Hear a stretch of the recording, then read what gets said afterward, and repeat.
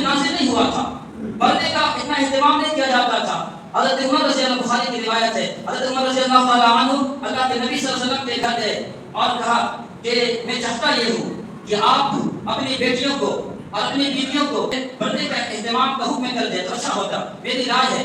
چنانچہ ابھی وہ وہاں سے اٹھے بھی نہیں، اللہ تعالیٰ نے ان کی رائے کو، ان کے مشورے کو قرآن کی آیات بنا کر کے حضرت جبریل کے ذریعے سے وہ قرآن کی آیات لے کر کے نازل ہوئے اور اعلان ہو گیا کہ کل ازواجک و بناتک ونساء المؤمنین یدنین علیہن من جلابیبہن۔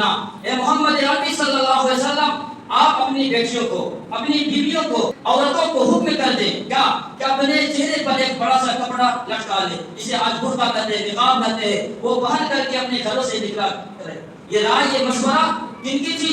حضرت عمر رضی اللہ تعالیٰ عنہ کی تھی۔ اللہ تعالیٰ نے ان کی اس ادا کو، رائے کو قرآن بنا کر کے نازل کر دیا۔ سامعین محترم، ان کا مقام و مرتبہ کتنا ہوگا؟ تو زندہ و جاوید و پائندہ رہے گا، نام تیرا دہر میں کابندہ رہے گا۔